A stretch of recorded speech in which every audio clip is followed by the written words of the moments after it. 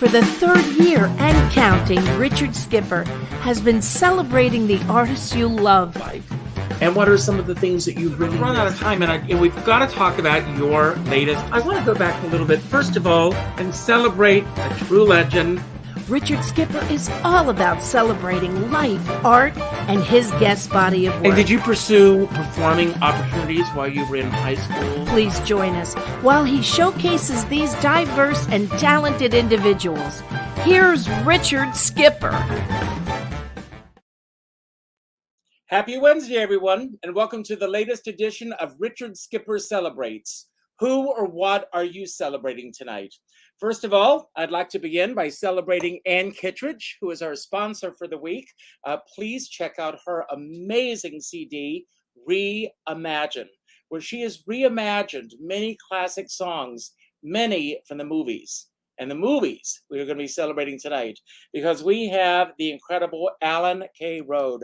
I want to tell you, Alan, I have been down the rabbit hole listening to your amazing podcast and studying your amazing history. And I am thrilled that you said yes to being here tonight, when I know there are so many hundreds of places that you could have been tonight. But here we are to celebrate the movies, to celebrate you, and to celebrate all that you do. And thank God that you are preserving this incredible legacy of these great films. And I want to begin, as I do with every show, by asking, who or what are you celebrating tonight? Well, I'm celebrating being on with Richard Skipper Celebrates. And to mark the occasion, I got this shirt that has been hanging in my closet for a while from Hilo Hattie's in Hawaii. And this is the Jack Lord look from Hawaii 5-0 in 1973. But seriously, I'm Alan K. Rode. I'm glad to be here, and thank you for having me on, Richard. I appreciate it. I got this from Palm Springs, where I know that you do your classic film noir film festivals, which we're going to talk about in a few moments. Mm-hmm. When I was a kid, my parents used to drop me off. I grew up in a very small town in Conway, South Carolina, and the Holiday movie theater was a babysitter, essentially, for me. It was one of those theaters, only the one cinema, and boy, don't you miss those. The smell of popcorn from the moment you walked in the door, that experience of my parents dropping me off and spending a whole day there. And seeing, they would show, believe it or not, even then, cartoons and kiddie films, and the classic Hal Roach films were being shown at that time. This was all before a lot of those films went to late night television and everything. You, on the other hand, grew up immersed in that world. Your mother worked in films. Your family, as it said in your bio, it's in your DNA. When were you first aware that you were living in the midst of this world of Hollywood and cinema? I don't know if I think I became aware of it and started thinking about it much, much later, because, you know, when you're a kid, you just are. You're in the moment, you know, and you know, watching movies, and I'm going to date myself a little bit and say, you know, there were, you know, 5 or 6 channels. This was when you had something called an antenna on your chimney or the roof of your apartment building, and you had to try and turn it. And I remember my brother and I, my parents had a TV upstairs, and we would wrap Reynolds wrap around the rabbit ears to try and pick up a Philadelphia TV station so we could watch Calling Dr. Death with Patricia Morrison, who I met in New York City as an 11-year-old at a revival of Kiss Me Kate. Wow. So we were a movie family. The influence came definitely from my mother's side, and my brother and I, and my grandfather, who was my mother's stepfather, was a composer, musician, who did mood music and silent films, and started his own composing music business in New York City, and worked with Garbo, worked with all these different people. So I grew up in this whole thing of my mother watching a movie saying, "Look for Mary Emery," who was a long-time, small-time bit actress who was Ricky Ricardo, Desi Arnaz's mother on I Love Lucy. And, if you saw a party in a 1930s movie or a jury or something, you would see Mary there, glide through there, or a friend of theirs glide through as a waiter through a Sherlock Holmes movie. I always told my mother later on, "Mom, you knew all the big stars." But I just grew up in it, and it's always been a part of me. And my own career, I ended up with some twists and turns. I had a brush with a possible career as Goodfellas as Leo Gorcey would put it, in my ute in northern New Jersey, and I was headed down the wrong road. And fortunately, I ended up in the Navy, and had a lot of fun, had a great career, and then a career. But about over 20 years ago, I went back to the movies and writing and doing what I do now, which is I'm passionate about, and I'm enjoying myself. Well, I want to go back to Patricia Marsden. I had the good fortune of interviewing her on her 100th birthday, and she was still very sharp as a tack. She was right Yep. there and great. Now, you just said that you were trying to get a Philadelphia station. I was under the impression that you grew up on the West Coast. Am I No, mistaken? no. What happened is my mother was born in Hollywood in 1922, and my grandmother, her mother, and her father, her birth father, who I never met, he passed away way before I came on the scene. He put on rodeos with Hoot Gibson and did all of this stuff at Gilmore Stadium, where the Farmers Market is, which celebrated its 88th is celebrating its 88th anniversary, believe it or not. And my mother used to go there and see Sidney Greenstreet with a big hamper basket loading up and shopping and all of this stuff. But what happened is my mother was her first husband was a first cousin of Yul Brenner, and he was a cartoonist. And she used to hang out with Yul when he had hair, and they played the guitar and all this other stuff. But at any rate, that marriage didn't work out. So when my uncle came back from World War II, he and my father were both in the Army Air Corps, and they were both on the same troop ship coming back from the South Pacific. And my uncle Smitty was married to my Aunt Paula, who was my mother's youngest sister.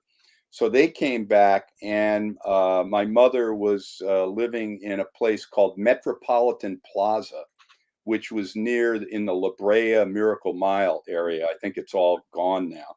And so Uncle Smitty came home with my dad. My dad met my mother. 2 weeks later, they were married in the Hollywood Lutheran Church. So my grandmother and grandfather were both in the Signal Corps, and they had gotten sent back to Astoria as film editors and got a toehold in Astoria, lived in Queens.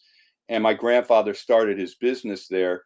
My father had to make money. He studied to be an actuary. So the family ended up going to the East Coast, where my brother was born in 49. And then I showed up like 5 years later. So I was raised right around New York City, about 20 miles out of New York City in northern New Jersey.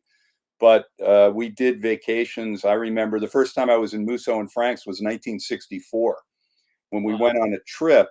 And my grandfather said, "No matter what you do, you have to go to Musso and Frank's and have flannel cakes." So, that was. So we went there. We had flannel cakes, and we went. I remember this distinctly because I was 10. We went on the Universal Studios tour. And this was when Universal was still a movie studio rather than the amusement park it's become. And we went on the tour, and they had these things, and we went through a filming and watched a filming of the Munsters show. And then Fred Gwynn and Yvonne DiCarlo came over and said hi, and Yvonne DiCarlo kissed me on the forehead. So that was an early memory. And we went by one of my mother's old friends who was in movies with Hoot Gibson and Bela Lugosi. And my brother and I were all excited because she could tell us about the corpse vantages and black dragons. Her name was Joan Barclay, and she was a close friend of my mother. So we were waiting to hear about Bela Lugosi, and she couldn't remember anything. She said he was nice and wanted to talk about Westerns. So I drifted off to watch something on TV. No Bela, no interest from me at 10 years old. Well, here's a bit of trivia today. Today is the anniversary of the Hollywood land sign going up in Hollywood, of course. And of course, the land part of the Hollywood land sign disappeared shortly after that. Yeah. But I want to go back to, again, you being a child and television. I am going to assume that is where the love of film first began. Probably watching a lot of these classic films in black and white before you were even aware that what color films were really all about. Right. What was it about these films that first resonated with you? And was it film noir, which you spent a lot of your career writing and talking about, that first pulled you in as far as film is concerned? Well, I think film noir came along later. I think, the whole movie thing was like a family thing. And then it was my brother and I, and watching movies, and then keeping a notebook. My brother kept a 3-ring binder, wrote down every movie he saw, everything like that. I started to do the same. And of course, in those days as a kid, I gravitated towards stuff like Chiller Theater with, the hideous sun demon and the unearthly and all of the horror. I used to buy Famous Monsters of Filmland and Castle of Frankenstein and all of that. But the movies themselves, I think what always pulled me in was the story and the actors, and the actors, and I still believe this, the actors that acted in the movies then, no one looks like them. No one acts like them. I mean, when you watch Out of the Past, Robert Mitchum was 29, Kirk Douglas was 30. But they look like they're very mature. They don't look like they came out of a cookie cutter and so on and so forth. And the women were glamorous and so forth. So the movies capture me. I think film noir came along later when I was watching movies like DOA or Out of the Past or Mildred Pierce, where these movies weren't mysteries and they weren't melodramas. They had this style and this aura that later on, as I began like studying film and so on and so forth, and then when I met Eddie Muller at the Egyptian Theater like 23 years ago, when they did the first festival of film noir, and that was so long ago, the guests were people like Marie Windsor and Richard Flesher and Stanley Rubin, who became a really close friend of my wife and I. That I could take these films that I had seen that really resonated with me, and I was able to understand why they were different and why they had the effect on me that they did and still do. So yeah, it all started with watching movies on TV, and even with the commercials and so forth. I remember watching King Kong on $1 Million Movie. And they would cut the movies up so badly to fit it in the time slot. You would go and you'd have Robert Armstrong saying something like, well, they're going to have to think of a whole lot of new adjectives when I come back. And then there's a commercial. And then when they come back to the movie, they're at Skull Island. The whole trip with Kay Ray modeling the costume, everything got cut out. So when I finally saw the uncut version of King Kong, I go, wow. They had all this stuff that no wonder I never really thought it was as good as it was, So it was, they took Gunga Din and they cut out whole portions of it. So seeing these movies intact and seeing a lot of them, as I have through the years in the theaters, some of these youthful movies that had an effect on me, and seeing them and helping restore some of them has been a real special thing for me. Well, thank God that now these films cannot be cut up the way that they were cut up at one time. Because, I mean, again, when I first came to New York, I moved to New York in 1979, and there were all these revival houses in New York. Oh, and yes. I was in heaven. The Regency was my home. Yep. And I used to go there all the time, and I would see these films that I had seen 100 times on TV, and I was experiencing film for the first time. Uh, but I want to ask if you ever had any aspirations to go into the film industry in any other capacity, either as an actor or on any other level, besides a historian or as a writer, and what those experiences were like if you did pursue those areas. Well, I've done a lot of on-camera stuff, as you know, and I've had certain people maybe that want to be nice to me saying, you should have been an actor or you should be an actor. But beyond that, I think at this point in my life, my skill set and what I like to do is write, and talk. And I'm pretty good at that. And you know, my wife has often said, you know, there's nothing that can stop me from talking once I get going. So, you know, I mean, at this point, I think, you know, I'm now on my third career. Okay, so I had a career in the military, and then I had a career in the, for lack of a better term, in the services and aerospace. That was I had a degree of success and made some money. And now I've been doing this, and I have to say what I'm doing now is a lot more fun. Although I will say, when people meet me and they say, "Oh, you were in the military," and sometimes they'll kind of look at me like, you know, I'm gonna like pull a knife, or you know, that I'm somehow I served with Rambo or something, you know, because it used to be that there was a common association with the military, with my father's generation. Hmm. When people of his age would get together and talk about the war, they were talking about World War II, and there was a commonality because with the draft, everyone had some sort of relationship or service and so on and so forth. But for me, the military was a godsend. It gave me direction, it gave me purpose, and it was fun. It was, I mean, I did stuff.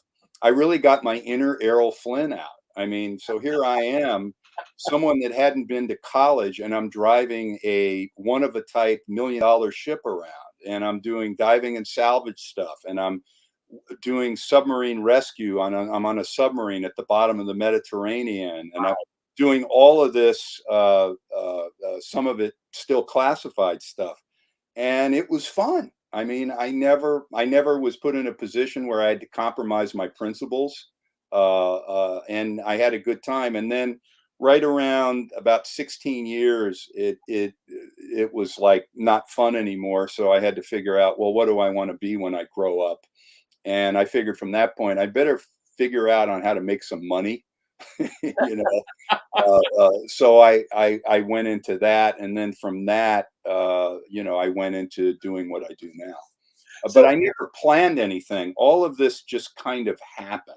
well, I I want never, to. That's I never sat down with a list and made an outline and, well, next you do this and then you do. I never had a plan. I just did what I wanted to do. Well, what I wanted to do and what I also thought was necessary for me to do, I guess would be a good way of Well, putting Alan, I want to talk about how it happened. it. Mhm. Because, first of all, when you were serving in the military, I can't imagine that the world that you're living now was even a thought in the back of recesses of your mind. How did the path you're on now even begin for you? I think it began when I wrote the book about Charles McGraw. I became fascinated with Charlie because of the first off, his face looks like a Dick Tracy, jut jawed, real tough guy, and that voice that went with it. I thought he was a very unique presence on screen, in anything he did. So I got fascinated with him. There he is. Mhm. And I started researching without knowing I was researching his life. And I found out a couple things. I found out that he died tragically in 1980 by falling through a shower door, cutting an artery, and bleeding to death. An awful way. And I these were in the days where it was easy to get information. So I wanted to find out more about him. So I was able to get his death certificate from the Department of Coroner here in Los Angeles. So I got that, and I noticed that the signature on the death certificate and everything was a woman that wasn't his wife, but he was still married. So then I looked up the house that he had died in, and I noticed that the property hadn't changed hands. So I thought, well, the person that owned the house when he died is still living there. So her name was Mildred Black. And I wrote her a letter, hi, I'm Alan Rody. I'm doing research. I mean, I didn't even have the idea of a book, but I said, I wondered if you would talk to me. And I sent the letter in and nothing happened. And so by that time, I was making regular trips up to LA to go see movies. Like I went and saw, I believe it was either The Ten Commandments or Ben-Hur. And I met Charlton Heston in the men's room at the Egyptian Theater. And, he was in the next urinal stall next to me. And I looked at him and but I won't touch it. Yeah, don't go there. But I said to him, I said, no one's going to believe this. And he said, as long as you, and then Heston says, as long as you don't make any jokes about parting of the Red Sea right now. And we went out in the lobby and talked, and he couldn't have been nicer to me. He was a really, really nice guy. And I would do stuff like that. So I came up for, I think, the first or second Film Noir Festival. This was in 1999 or something. And I went by this house that's in Studio City. And I was with a friend, and there were some guys working in the yard. And I said, I went up, and there was a retaining wall. And I said, is Miss Black here? And he said, sure. And he said, Millie, someone's here to see you. And this nice older lady with a visor came on. And I said, hi, I'm Alan Rody. And she said, you're the guy that wrote me about Charlie. I was hoping you'd show up. Why don't you come in? Mm. And that led to me finding all about Charlie McGraw, meeting his daughter, all the stuff that he left, the ephemera. I still have his raincoat from the movie The Killers hanging in my front closet. All this stuff. And Millie we became very close. By that time, I moved up here. And Millie and Gemma and I, my wife, we became very close. In fact, my wife became one of her caregivers. So at a certain point, I said, I have to tell this story, because that opened up meeting people like Bobby Hoy, all these old stunt people, and what Studio City used to be, and so forth. And I said, I need to write this story. So I took where I was working at the time wasn't really satisfying. So I quit, took a hiatus to write the book. And the book did, within the scope of, writing a book about Charles McGraw, did rather well. And I actually had a knack for it. So I just said, this is what I want to do. This is where my destiny lies. You mentioned earlier your brother used to take notes in a 3-binder notebook. Yeah. Were you a writer as well prior to writing this book, or did you? I was when you say I was not a published writer. I know that, but I always had a facility for writing and reading. Our house was filled with books. My father went to Caltech, and he could have either been a physics or mathematics professor or a history professor. And he had a real passion for history, which I think I know that I got that from him. Because in addition to movies, I'm a big Americana history, world history. I've got books all over the place. I have, another room filled with books, and someone comes over and says, gee, you also read that? And I said, yeah, this is the Cosa Nostra section of my library. So I have all of that. So I think I got that. The yen for reading and writing from my father, because my father was also a good writer, and so was my brother. When Leonard Maltin was in his teens putting out Film Fan Monthly, my brother was writing articles on Geraldine Fitzgerald and Helene Thymick. Huh. So, and still, my brother lives in England now with his wife. But if I have a question on 30s movies, I'll email him, and he usually knows the answer. That's great. Was this an easy book to sell? Well, McGraw, yeah, because it was done with McFarlane, and their entree is that they will publish books on the most obscure stuff as long as the book is professional and well written.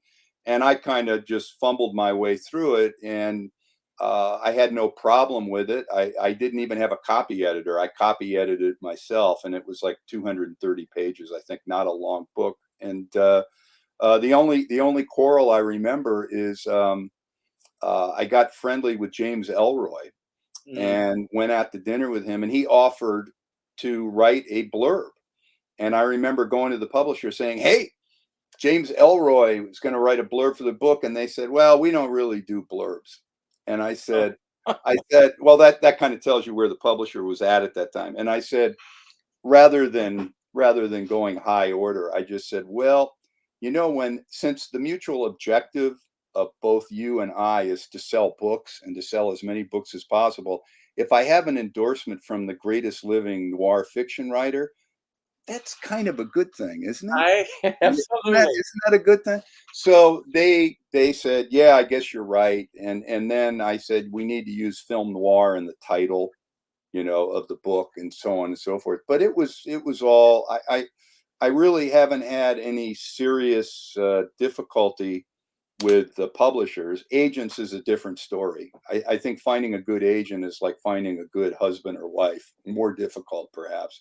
But no, I after the McGraw book and the reception it got, I just felt this is what I need to do. This is what I'm good at. This is what I like to do, and that's that, I guess. How long did it take you to write the book, and what surprised you the most about yourself in terms of the fact that, first of all, you set out with a goal, you accomplished the goal, and did the book turn out the way that you imagined the book to turn out?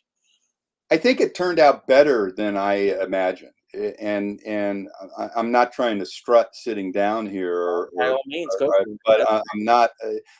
I think what really made me feel good is there was a stuntman actor who I became very friendly with named Bobby Hoy, who did a lot of stunt work and a lot of acting, and he was kind of like Charlie McGraw's little brother. And he, Millie said Bobby would follow Charlie around like a little brother or a puppy almost. And then Bobby quit drinking, and McGraw didn't. So if you're an alcoholic, your friends have to drink with you, and they kind of diverged because Bobby went to AA and he quit drinking and cleaned himself up. But and I did several long talks with him, and we became very friendly. We went to the movies together and did stuff. And his wife Kiva, the four of us became friends. And I sent Bobby a copy of the book, and he left a voicemail for me. I missed the call, and he said, "Alan, I just want to tell you, you're magnificent. Your book is magnificent. You captured Charlie." He said, "It's just fabulous. You really got him." And when you have somebody who knows somebody that you write about, and you get that type of accolade, that made me really feel good. That somebody that knew him well thought that I got him. And so so from that aspect, the book turned out well. And I still get checks once or twice a year on it. They've gone down to the point where I could get like a spaghetti dinner for one, or maybe a can of SpaghettiOs. But I'm still getting checks. So and people, occasionally I will get a letter or an email from someone that says, "I really love this book," and so on and so forth. So that's the gratifying part. I mean, the money is no one in their right mind goes into thinking that they're going to be a nonfiction writer about deceased Hollywood people, that they're going to make a living doing this. Now, do you know how many times I've heard that? Yeah, it's just. I mean, it's just the way it is. And I mean, I do a lot of commentaries and I do a lot of production stuff, and I get checks from here and there and so on and so forth. But I've had like young people come up to me at screenings saying, "I want to become a film historian. I want to do what you do." And I say, "Well, don't quit your day job. That's first. Find a career where you can write, and do this stuff, but you're not going to make a living doing this unless you're very lucky and you end up on TCM or something like that. But that's like planning a retirement by buying lottery tickets. Exactly. Now, how long did after this book was published, and did you embark upon your next book, Michael Curtiz? Oh, it took it was a couple years. I ended up going back to work. I had a company come woo me and threw some money at me, so I went back to work. And then I was talking with Patrick McGilligan, who is an esteemed biographer and the series editor for movie books in Kentucky. And he said, "What are you working on?" And I said, "Nothing. Right now, I'm trying to think of something." And he said, "You ought to write a book about a director." And I said, "Okay." So I started looking at that. I first thought about Julie Dassin because he and I had exchanged several letters when he was in his 90s, and he would send me these letters perfectly written in small print, answering my questions. And I liked his movies, and I liked him, and I really respected him for standing tall during the blacklist and reinventing. It's kind of, when you come up watching movies in my era, you end up thinking Joe Losey was an English guy directing The Servant, so he had to be an Englishman, and Dassin was a Frenchman driving Rififi, and Losey was blacklisted and grew up in Wisconsin. And Dassin was born in Connecticut and grew up on the Lower East Side in the Yiddish Theater and all of that. But I realized with Dassin that I would have to spend a lot of time in Greece and a lot of time in France to really track his life, and that seemed to be a bridge too far for me to do. And at the same time, I had become very good friends with a actor named Dick Erdman, who was in Stalag 17 and Cry Danger and 10 million TV shows. And I had him out to Palm Springs for the Blue Gardenia. And Dick and his wife, Gemma, and I became very good friends with them, and Academy Award viewing parties with the repartee of going on and playing games, and Lee Merriweather and her husband. And we were very close. And I talked to him, and he said, "You ought to write a book about Mike Curtiz." Mike was my champion, and he had this really great story of being out of high school and doing a cold reading with Curtiz and his secretary and getting a 7-year contract with Warner Brothers. He said, "Mike was one of the great directors. Everyone forgot about him." So I started looking at Curtiz, and I found out no one had done a book on him. Nobody. So I wrote a proposal.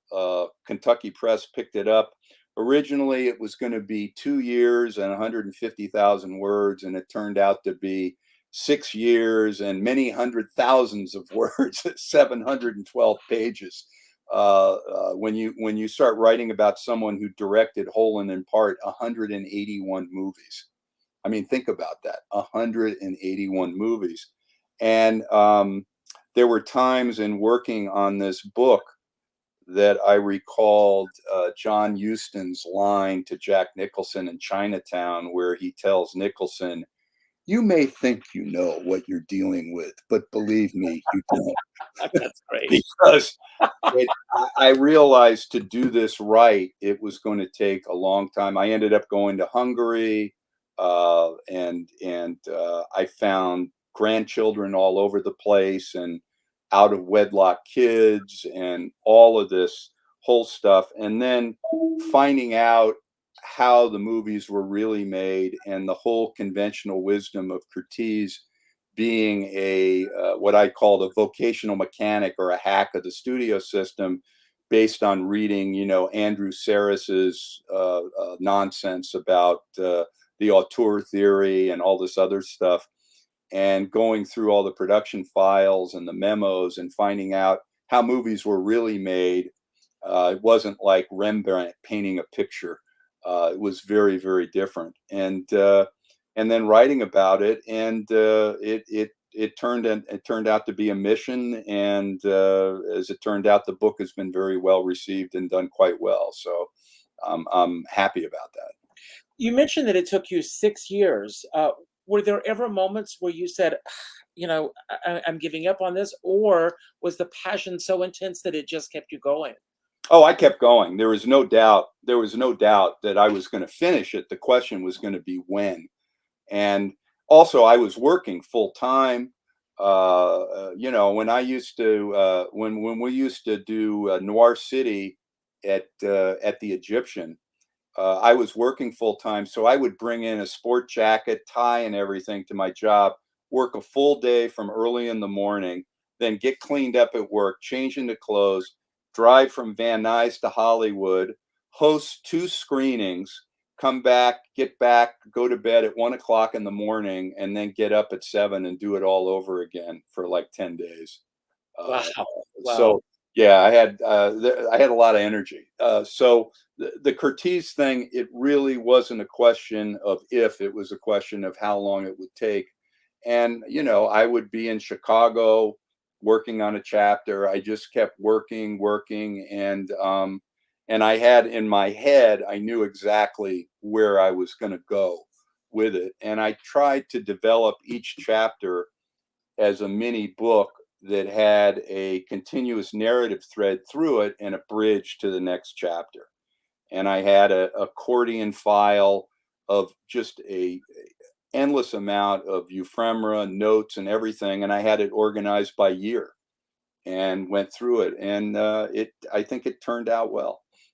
And did the publisher ever give you any deadline on this, or did you always have the flexibility that you would know when it was ready to get to? The publisher was very flexible with me, and I just said, I'm working on this. This is where I'm at, but it ain't going to get done by next year. And they just said, fine. They were very, no one put any pressure on me whatsoever to get done and so forth.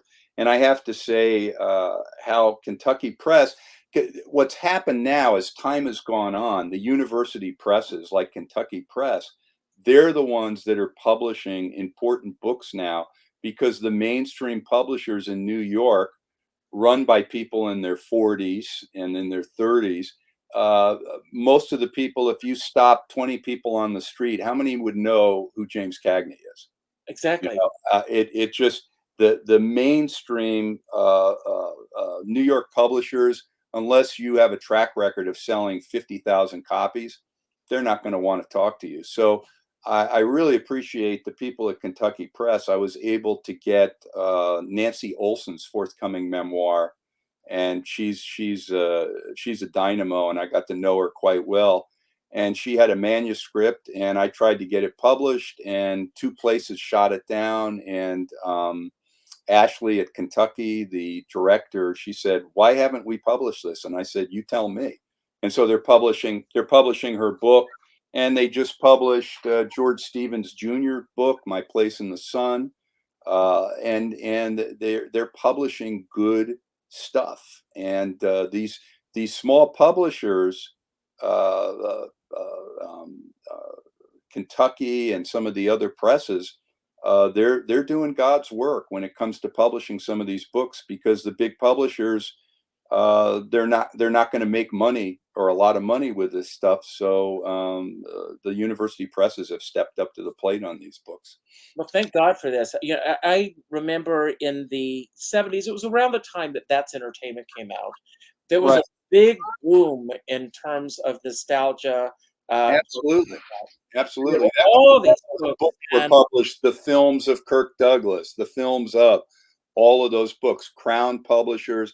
The whole book world has changed completely, just as the movie business has. And without sounding like a Luddite or an old I'm there with you. I don't like to sound like the old cranky white guy, get off my grass type of thing. And there's a lot of good movies and programming that's being made and everything. But I can't say that the publishing industry and the movie industry has gotten better. I can't make that statement. So it's difficult, but there is an audience out there. Thank God for Turner Classic Movies, and thank goodness for a lot of the university presses that are, keeping the flame alive, so to speak. Where do you see your future going as far as a writer and as preserving films and the work that you're doing with film noir? And do you enjoy traveling? A lot of the work you do, I guess, is on the West Coast. But are you doing a lot of traveling? Not anymore. I used to. I used to do more traveling, and for obvious reasons, I just turned down a free trip to Europe because Europe is not a good place to be right now. No. For a number of reasons. And I'm going to be in Chicago, following Eddie Muller, co-hosting Noir City Chicago, that I've been doing for years. We've been doing for years at the Music Box Theater.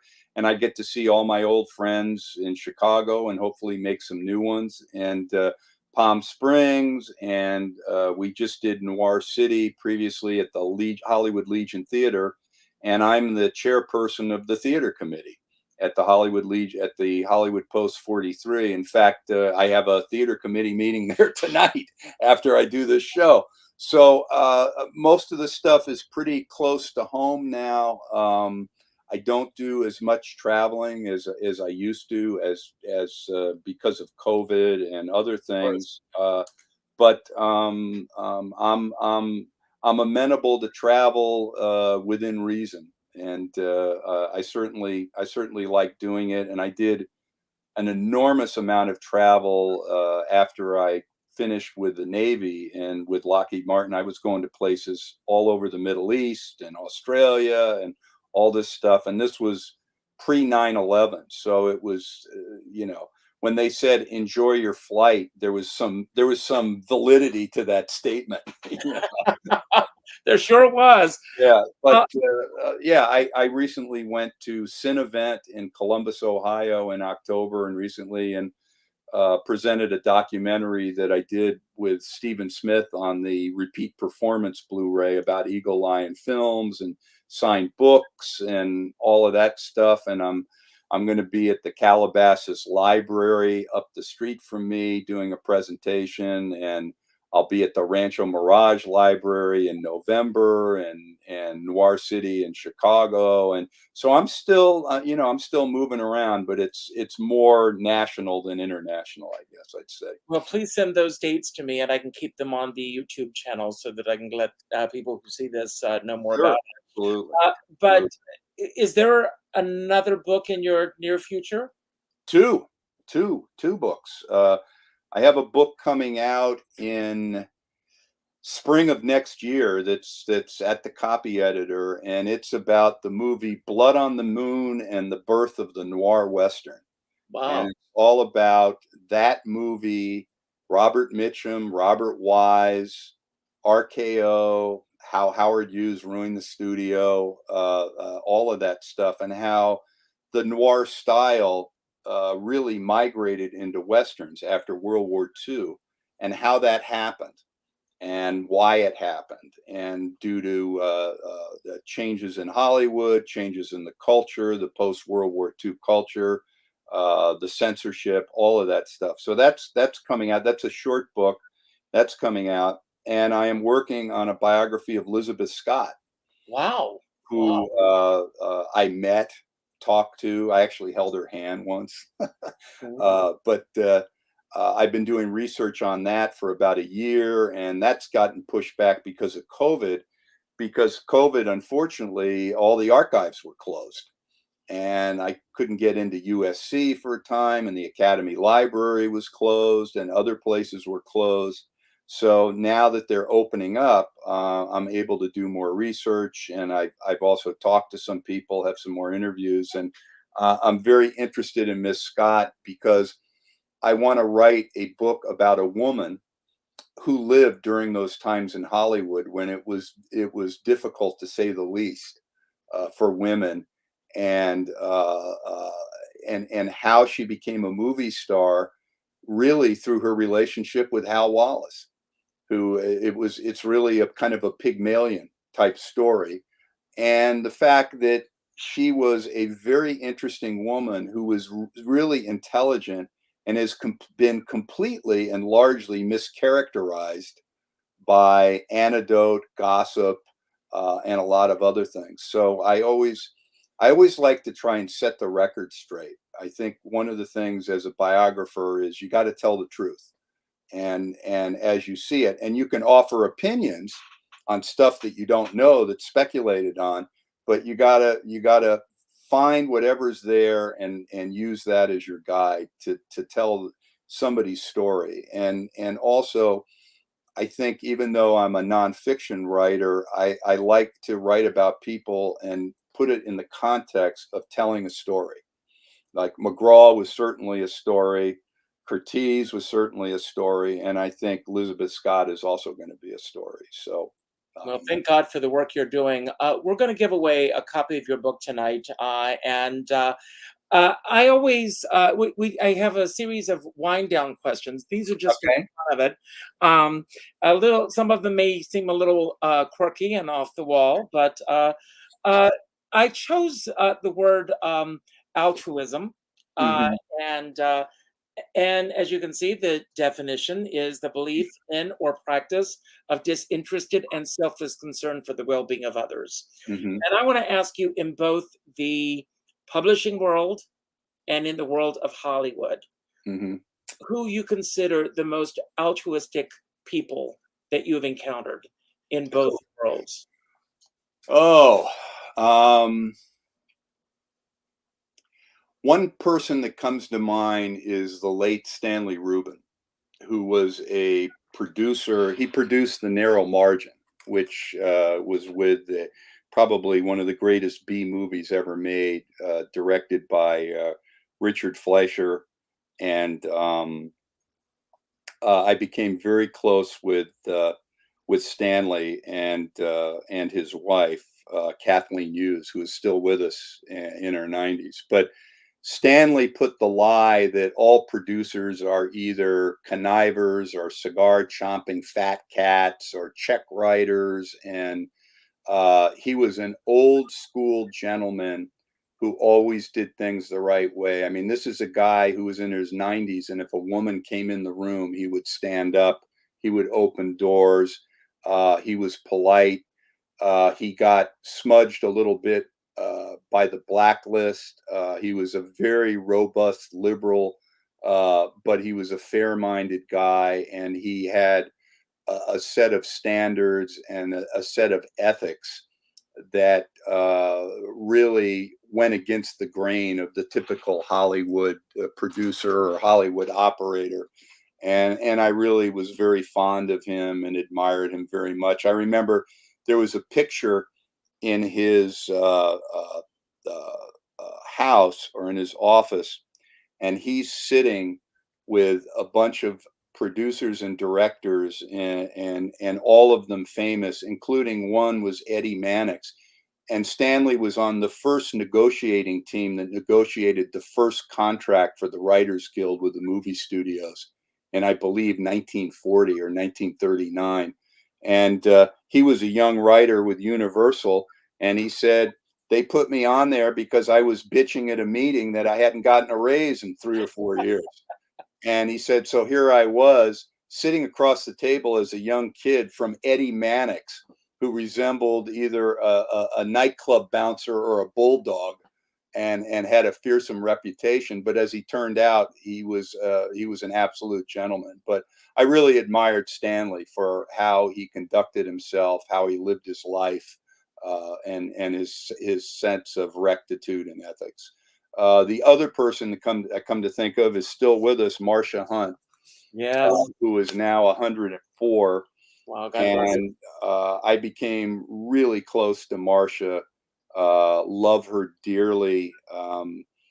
Marcia had a sense of, I said to someone one time, if you spend an evening with Marcia, you feel like you're going to go out and end world hunger or take on some great cause, because she was such a selfless person regarding working with the homeless and doing what was right. and I have a lot of stories about her, and I hold her in the highest regard as a human being, and the highest regard in terms of affection and respect. They don't make them like that anymore. They certainly don't. Yeah. I have a surprise question. I haven't even looked at it. I pulled this up from this box. And the question is, and in today's world of climate change, would you rather be too hot or too cold? Oh, I'm definitely a rather be too hot guy. I mean, where I live out in the valley, it's like over 100 almost every day now in the summer. So it does get old, but I remember growing up, and I have no desire to shovel snow, distribute rock salt, wear boots, have my joints ache. So I can do heat much better than cold, no doubt. Okay. And what's one daily action that you take to elevate your mental health and physical fitness every day? I get up every day and I do yoga and stretching for about 20 minutes. I do some push-ups, I exercise, I stretch. I'm getting back into the gym and doing all of that, and I walk and everything. And I've actually lost about like 28 pounds since January. I cut out carbs. I saw myself on camera, and I looked like the sergeant at arms at the 1962 Teamsters convention, guarding the door of Jimmy Hoffa. And I said, no, I don't want to look that way. You and I were in the same boat. I just lost 65 pounds. So yeah, I 65 pounds is that's a significant achievement. But I do yoga every morning. I get the mat out. My cat comes out of the closet and stretches with me and watches me. Our cat Jake, and so I do that every morning. It's gotten to the point where I have to do it every morning. It's become such a set routine, and it makes me feel good. It makes me feel yoga. I did yoga for like years at a private yoga thing, and then when COVID started, that just wiped out that business entirely. So now I just do it on my own. No, good for you. What's the single most beautiful site that you've ever visited? Oh God. Oh man, I don't know. I can't. I mean, I remember the Grand Canyon. I remember. I think I was in Africa, and I was on a safari in Africa back in the 1990s. And we were up on a rise, and we were looking out of the Savo East Game Park, which is the size of Jamaica. And you see this whole African plain with a herd of elephants covered in red dust crossing. And it's kind of like, I felt like, am I really here? Am I really seeing this? And then I went back to get our car, because we had a driver. I was doing work over there, and you don't rent a car in Mombasa in Kenya and just go driving around. It's a different world. And so I had a guidebook, and a baboon came up and snatched my guidebook and ran off with it. So that doesn't happen in the San Fernando Valley. Oh my God. I'm scheduled to be on an African safari in February, God willing, depending on where the world is right now. And so hopefully it's going to happen. I want to go back before I get too old and whatever. It costs a fortune, but there's nothing like it. And I'm also a contributor to the African Wildlife Foundation to try to preserve African wildlife, because it's all being wiped. They're all being the elephants, the big cats, everything. They're all being exterminated. The rhinoceroses, most of them are gone totally. And unfortunately, it looks like the generation after my grandchildren, the only way they're going to see these animals is in a zoo someplace. And it's very, very distressing to me that we're just destroying the planet and the pollution and what's happening to the oceans. I don't want to get on a soapbox here and end on a negative note, but I really do think, that everyone needs to take stock and do something to, in whatever way they can, to try to improve the environment while we're living in it, and not just trashing it. Amen. That's I've got one last question for you. In your profession with all the work that you do, when was the one moment that you had to be the strongest at whatever it is that you do in this profession, and what got you through it?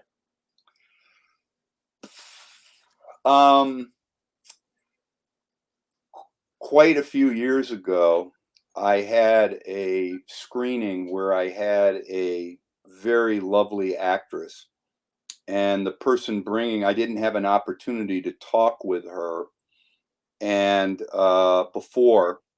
And so I'm talking with her like 15 minutes before we go on stage to talk about this film. And in talking with her, she looked fabulous. She still looked how she was. But in talking with her, I discovered that her memory was shot. And I mean, like, nothing there at all. And so I look at my watch, and it's like 7 minutes of the hour. We're going to go do this. So I said, why don't we do this? Why don't I take questions? We'll take questions instead of talking or doing an interview or discussion like this. We'll take questions from the audience, and then you and I can answer them together. And so she said, "Hun, whatever you want to do is fine." So what we did is I took questions, and she actually came up with like two little things, and I helped her answer them, and we got through it. And not everyone really noticed that she was having dementia and memory problems. And I had to end up doing that again with someone who was much more prominent. And I ended up pulling that off as well. And this was someone that I had previously interviewed who was sharp. And then 2 years later, I had him there, and he couldn't remember hardly anything. And I really had compassion for that, and I wanted to protect these people and not expose them or embarrass them in any way, and also conduct a show that people were paying money to see. And I was able to pull both things off. So I think that was that did require a level of facilness, if you will, and I was able to pull that off. And I was glad that I was able to do that. No, God bless you for that. I know how important that is, and I've been there. Oh, yeah. So we're going to give this book away, and we're going to see who our winner is tonight. Thank you all for being here tonight. And Oh, yes. thank you. Don't go anywhere for a moment. Okay. So thank Doug. I know our winner, and we owe each other a phone call anyway. So Doug, give me a call in about an hour, and I will get the book to you. You earned it. You deserve this, and thank you. I want to thank everybody for being here tonight. Alan, I'm going to say a few closing remarks, and then I'm going to give you the final word tonight. I will leave the screen anything you want to say about anything that we talked about tonight that you want to build upon, or anything that we didn't talk about that you wish we had, or just any final closing remark. I hope you had as much fun tonight as I did, and you're welcome here at any time. I hope you will come back someday. Richard, I really appreciate that, and I appreciate what you're doing. I mean, you've turned this into the Alan K. Rohde show, which is very generous of you. But I really appreciate the fact of what you're doing and the guests that you have, and the upbeat motif and nature of your show. I think it's unique, and I think it's a good thing. As we're in an era now where every time you see something streaming, it's like, oh, another serial killer show, or whatever. And darkness is great, but one cannot live by darkness alone. And I really appreciate you having me on here and being so kind and generous with me. So thank you very much. Thank you. But don't go anywhere for a moment. Not me. And everybody, thank you for being here tonight. Please, even if you didn't win the books tonight, check out Alan's website. All of the information will be on my YouTube channel, so you can keep up with all the work that Alan is doing. Brilliant work. And thank you, Alan, for all that you do. Oh, you're very welcome. So I always end every show by telling everyone to go out and do something nice for somebody else without expecting anything in return. Go to your Facebook friends list and reach out to the 8th name that pops up, and reach out with a phone call. Not an email message, not a text message, not a private inbox message, but a phone call. And let that person know what they mean to you. Because, as my dear friend Sean Monagher always says, we're always in this together, but we're not in the same boat. And you never know what someone else is going through right now. It's important that we have this communication beyond this virtual reality that we're creating for ourselves. So please reach out to the people that matter the most to you. But I always say, if you're going to go out in a boat, make sure you bring a skipper along. So Alan, I'm going to leave the screen. It's all yours. And don't worry about how to end the show. As soon as you say goodbye, the final credits will roll. And once again, I want to thank Ann Kittredge for sponsoring tonight's show and all of the shows this week. And once again, believe it or not, she has an incredible show called Movie Night, celebrating all the movies. And we all love the movies. So AnnKittredge.com, that may be her calling now. Check her out. That is actually my phone. It's all yours. Okay. Well, thank you. I appreciate, Richard, I appreciate your kindness and having me on the show and putting me on center stage, so to speak. I liked your analogy of the boat and the skipper, and having been in the Navy, it did remind me about a line from one of my favorite film noirs, Ace in the Hole, where one of the reporters says to Kirk Douglas, come on, we're all in the same boat. And he says, I'm in the boat, you're in the water, so let's see you swim. So with that, I just like to thank everybody for watching, and thank you again, Richard. I really, really appreciate it. And come to Noir City, watch old movies, buy the books, because you're helping keeping the flame alive and keeping us all going. So with that, I bid you adieu, and I say good night and good luck. Thank you very much.